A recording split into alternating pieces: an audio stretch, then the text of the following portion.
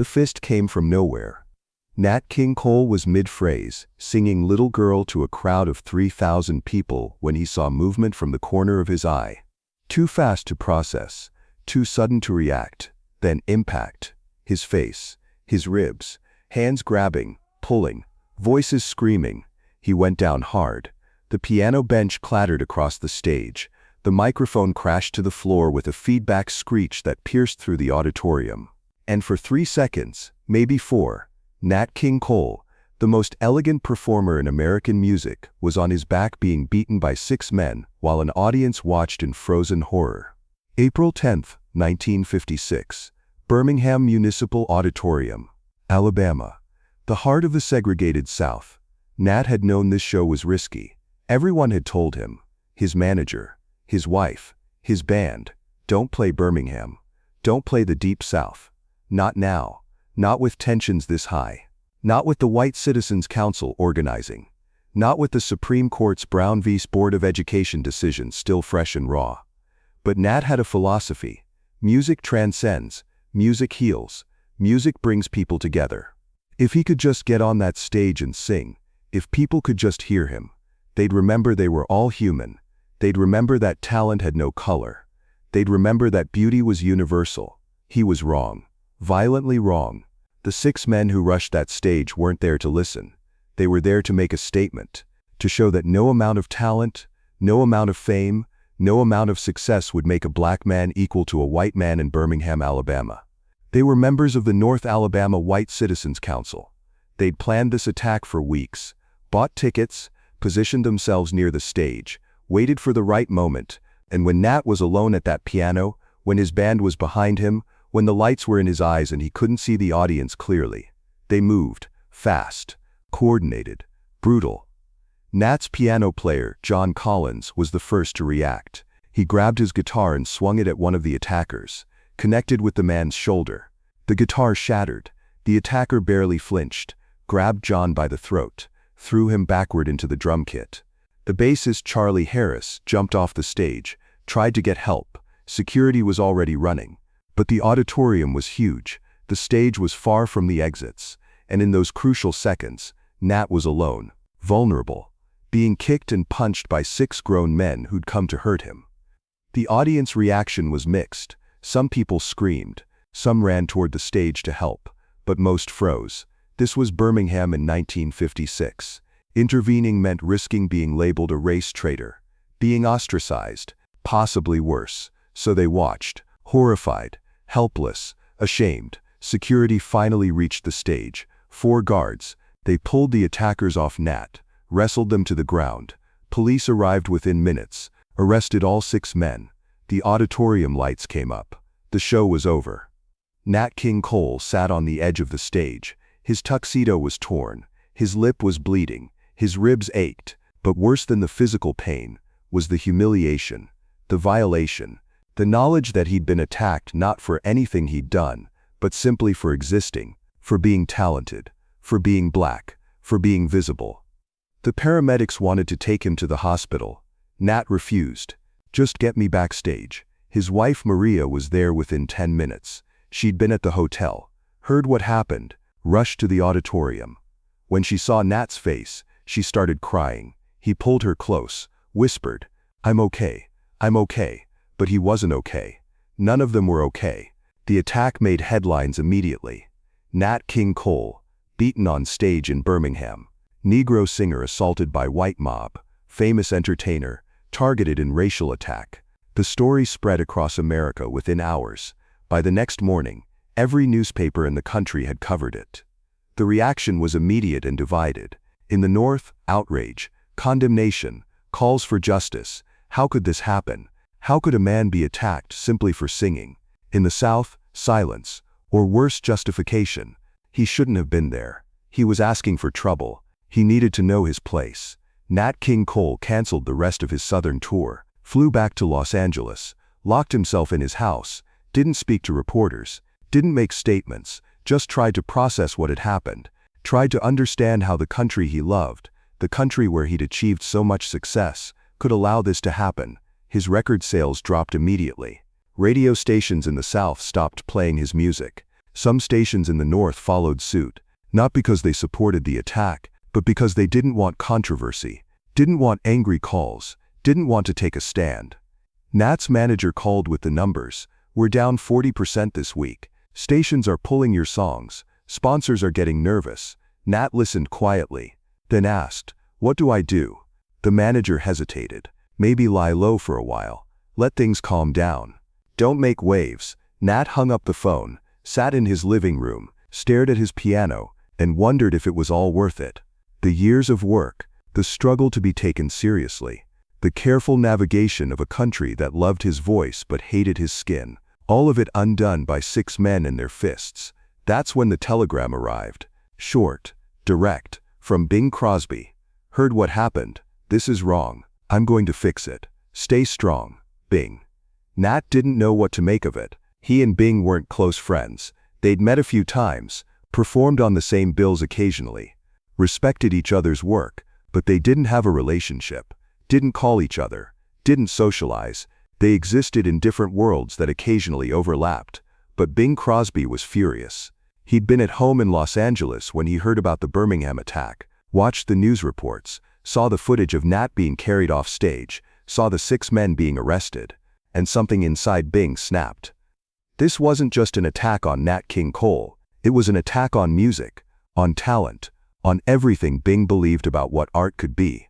And Bing Crosby, the biggest star in America, the man who'd spent his entire career avoiding controversy, decided he wasn't going to stay silent this time. He made a phone call, to his lawyer, then another, to his publicist, then another, to the president of his record label. By the end of the day, Bing had a plan. It was risky. It could backfire. It could damage his own career, but he didn't care. The next morning, Bing Crosby walked into the offices of WABC Radio in New York, unannounced, unexpected. The station manager, a man named Richard Foster, nearly fell out of his chair when Bing appeared in his doorway. "Mr. Crosby, this is unexpected. Is everything okay?" Bing closed the door, sat down. "No, Richard. Everything is not okay. Nat King Cole was beaten on a stage in Birmingham 2 days ago, and I noticed your station stopped playing his records." Richard shifted uncomfortably. "Well, yes. We thought it was best to avoid controversy. You know how it is. Sponsors get nervous. Listeners complain." Bing leaned forward. "Here's what's going to happen. You're going to put Nat's records back into rotation, immediately. And you're going to play them more than you did before. Not less. More." Richard laughed nervously. "Mr. Crosby, with respect, I can't do that. The backlash would be significant." Bing didn't smile. "Then let me be clear. If you don't play Nat King Cole's music, you don't play mine. That's the deal. Nat's back on your playlist, or I'm off it." Richard's face went pale. "Mr. Crosby, you can't be serious. You're our biggest artist. Your songs are our highest-rated programs. I'm completely serious. Nat King Cole is one of the greatest singers in this country. What happened to him was a disgrace. And radio stations pulling his music in response is cowardice. So you choose. Play both of us or neither of us." Richard tried to negotiate, tried to explain the business realities, the sponsor concerns, the listener demographics. Bing listened politely, then repeated his ultimatum. Both or neither. Richard realized Bing wasn't bluffing. Okay, we'll put Nat back in rotation." "Good, and I'm going to check. If I hear his songs aren't being played, I'm pulling mine. Understood?" "Understood." Bing stood up, shook Richard's hand. "Thank you for doing the right thing." He walked out of the office, got in his car, drove to the next radio station, and delivered the same message. Then the next station, then the next. Over the course of 3 days, Bing Crosby visited or called 27 major radio stations across America. Every single one received the same ultimatum: play Nat King Cole or lose Bing Crosby. The stations panicked. Bing was their golden goose, the artist who guaranteed ratings, who sold advertising, who made them money. Losing him was unthinkable, so one by one they complied. Nat King Cole's songs went back into rotation. Some stations played him more than before, trying to prove to Bing they were sincere. Nat heard about what Bing was doing through his manager. At first he didn't believe it. Then the radio reports started coming in. Stations were playing his music again, apologizing for pulling it, dedicating songs to him, supporting him publicly. Nat called Bing. They'd never spoken on the phone before. "Bing, this is Nat Cole. I heard what you're doing. I don't know what to say." Bing's voice was warm. "Don't say anything. Just keep making music. That's what you do best. Why are you doing this? You don't owe me anything." "I'm doing it because it's right. Because what happened to you was wrong. And because if people like me don't use our privilege to help people like you, then what's the point of having it?" Nat was quiet for a moment. "Thank you. Seriously, thank you. You're welcome. Now get back in the studio. The world needs to hear your voice." But Bing wasn't done. The radio campaign was just the beginning. His next move was more ambitious, more risky, and more public. He called NBC, spoke directly to the head of programming. "I want to do a television special with Nat King Cole, just the two of us, singing together." The executive was skeptical. "Mr. Crosby, given recent events, that might not be the best timing."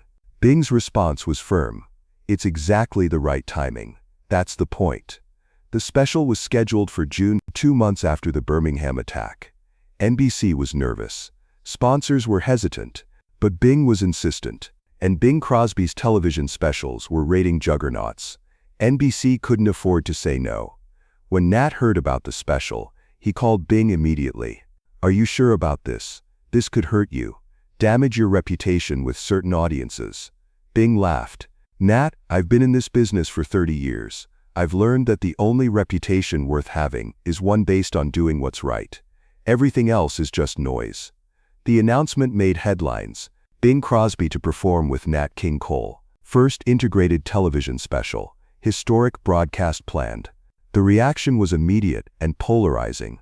Letters poured into NBC, some supportive, many threatening boycotts. Sponsors started pulling out. By the week before the broadcast, NBC had lost 3 major advertisers. The network executives called an emergency meeting with Bing. "Mr. Crosby, we need to talk about the financial realities here. We're hemorrhaging sponsors.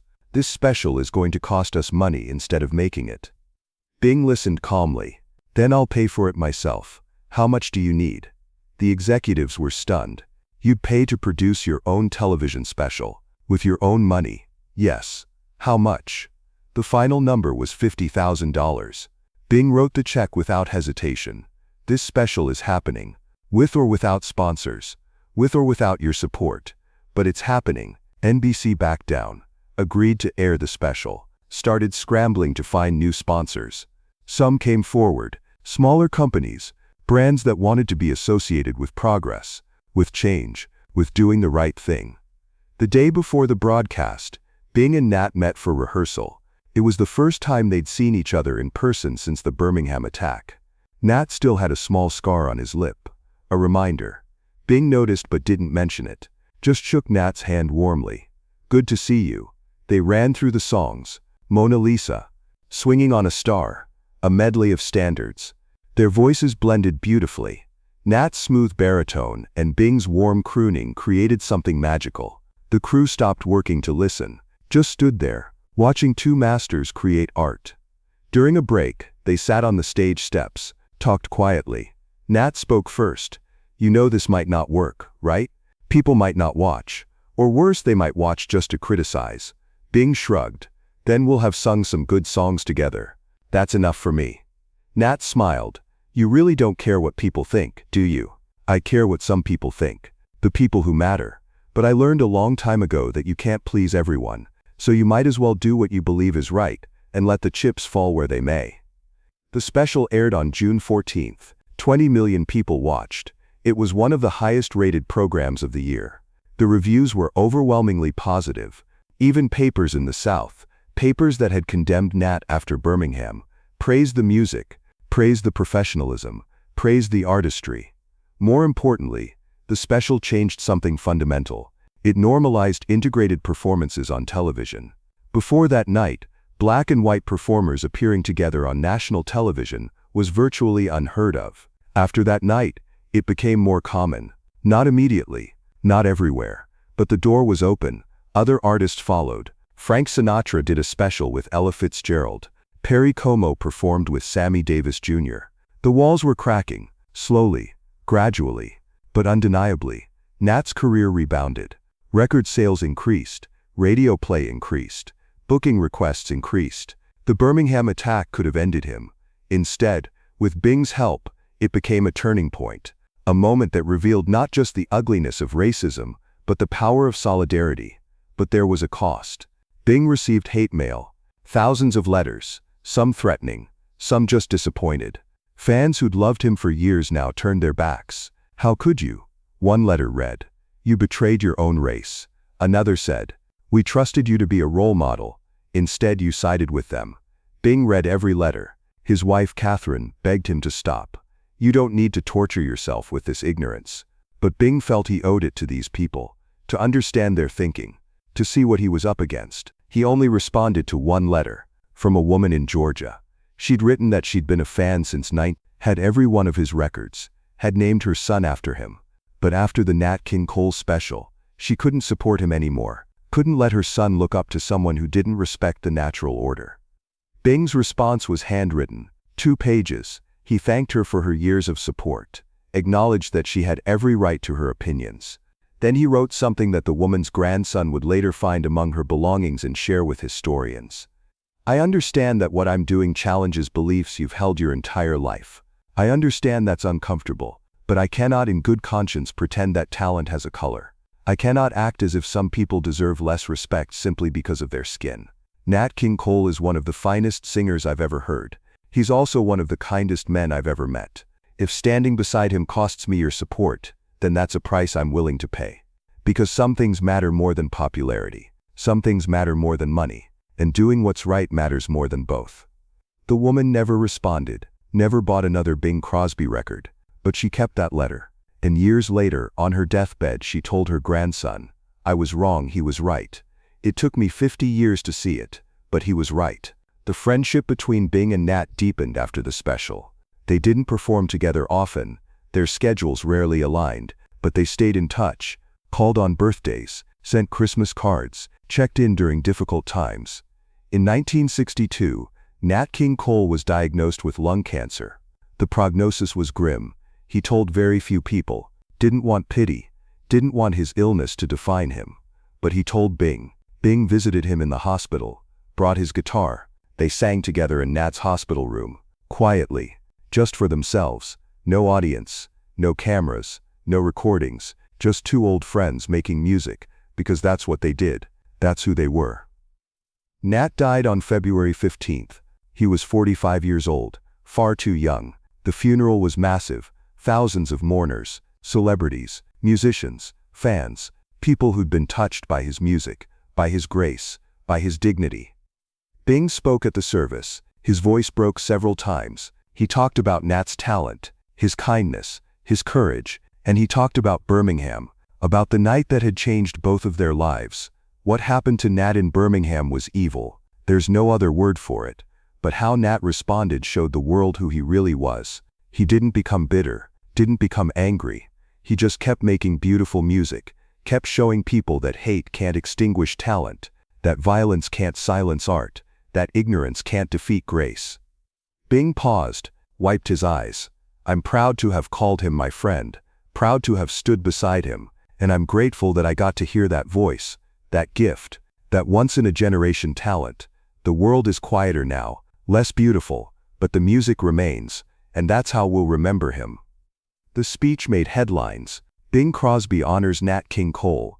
Old friends say goodbye. The friendship that changed music. And in those articles, journalists started tracing the history, started connecting the dots, started understanding the full scope of what Bing had done in the radio campaign, the television special, the public stand. It had all happened quietly, without fanfare, without Bing seeking credit. He'd just done it because it was right, and in doing so, he'd changed the trajectory of American music. Other stories emerged, stories that had been kept quiet. In 1957, a hotel in Miami refused to let Nat King Cole stay because of his race. Bing found out, called the hotel directly, said if Nat couldn't stay there, Bing would never perform in Miami again. The hotel changed its policy. In 1959, a television network wanted to book Bing for a variety show, but told him they couldn't have too many Negro performers on the same program. Bing canceled the appearance, told the network he wouldn't work with them until they changed that policy. They changed it within a month. In 1961, a recording studio in Nashville refused to let black musicians use their facilities. Bing was scheduled to record there. He canceled, moved his entire session to a different studio, cost himself time and money, didn't care. These weren't public stands, weren't press releases, just quiet actions, using his power to open doors, to change policies, to make things a little bit better for the people who came after. Nat's widow, Maria, spoke about Bing in a 1970 interview. Bing Crosby saved my husband's career, maybe even saved his life. After Birmingham, Nat was devastated, ready to quit, ready to give up on America. But Bing showed him that there were allies, that not everyone was silent, that some people with power were willing to use it for good. That gave Nat hope, that kept him going. The interviewer asked if Bing and Nat had stayed close. Maria smiled. They talked on the phone every few months. Never about anything important, just checking in. Bing would call and ask how Nat was feeling, if he needed anything, if there was anything Bing could do, and Nat would always say no, he was fine. But just knowing Bing was there, that he cared, that meant everything. The ripple effects of Bing's actions in 1956 spread far beyond Nat King Cole. Other white artists watched what Bing did, saw that it was possible to take a stand, saw that there was a way to use privilege for good, and some of them followed his example. Tony Bennett started performing at civil rights fundraisers. Dean Martin refused to play segregated venues. Frank Sinatra threatened to cancel his Las Vegas shows if hotels didn't integrate. These men had all watched what Bing did, had seen the model, had learned that silence was a choice, and that they could make a different choice. The music industry changed, slowly, painfully, but it changed. Record labels started signing more black artists. Radio stations started playing more integrated playlists. Television shows started featuring more diverse performers. None of it happened overnight. None of it happened without resistance, but it happened. And every step forward could be traced back to moments like April 1956, to the Birmingham attack, to Bing Crosby's response, to the radio campaign, to the television special, to one man deciding that doing right mattered more than being comfortable. In 1974, a young journalist named Marcus Webb was researching a book about the integration of American music. He interviewed dozens of musicians, black and white, old and young, everyone from different eras and genres, and he asked them all the same question: when did things start to change? Almost everyone mentioned the same moment: the Bing Crosby and Nat King Cole television special in 1956. That was the turning point. That was when they realized change was possible, that white artists with power might actually use it to help, that the walls might actually come down. Marcus interviewed Bing for the book, asked him about his decision to support Nat so publicly. Bing downplayed it. "I just did what any decent person would do. Nat was attacked for being talented and black. That was wrong, so I tried to help, that's all." Marcus pressed, "But you risked your career, your reputation, your earnings. That's not nothing." Bing thought about it. "I suppose, but here's the thing. My career, my reputation, my earnings, they were all built on music, and music doesn't have a color.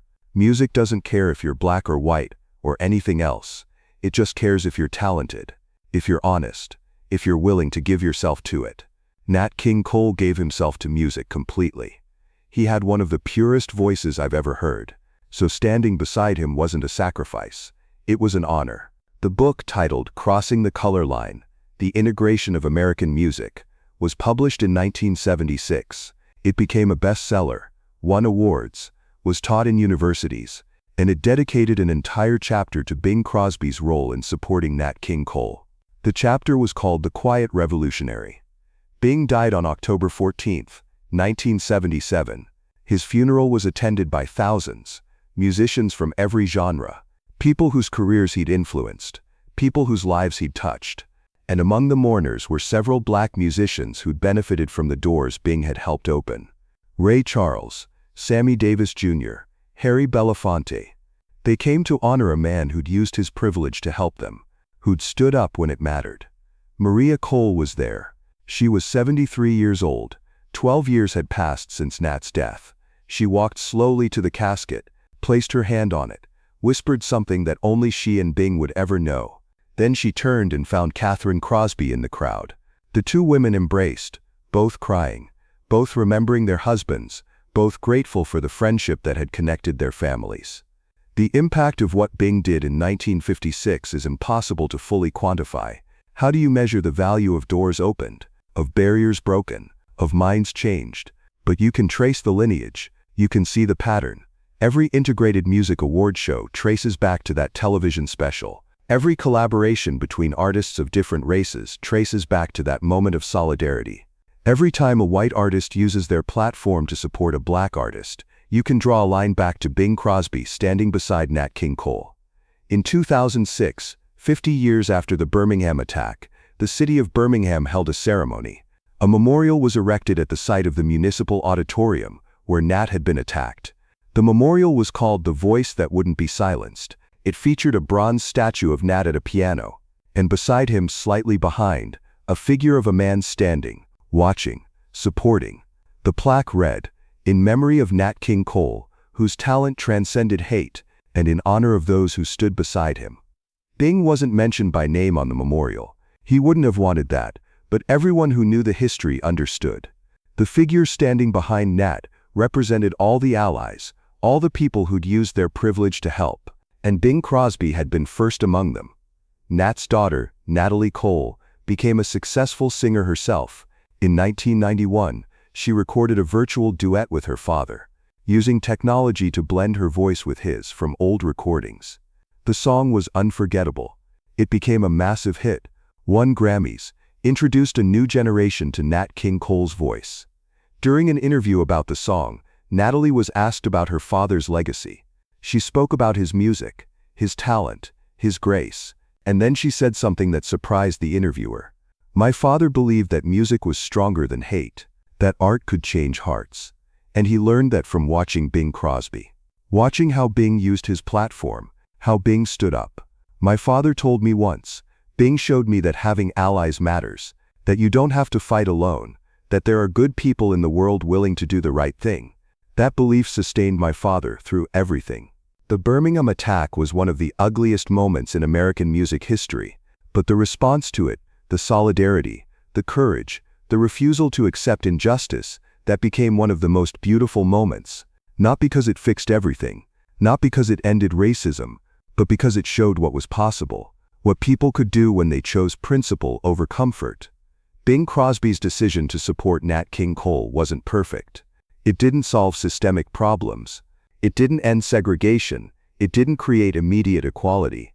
But it was a step, an important step, a step that showed other people they could take steps too. And enough steps taken by enough people eventually become a path forward. The story isn't about one white savior rescuing one black artist. It's about solidarity, about using privilege responsibly, about recognizing injustice and refusing to be silent, about understanding that when talented people are attacked for their race, standing beside them isn't heroism, it's basic human decency. Bing Crosby understood that.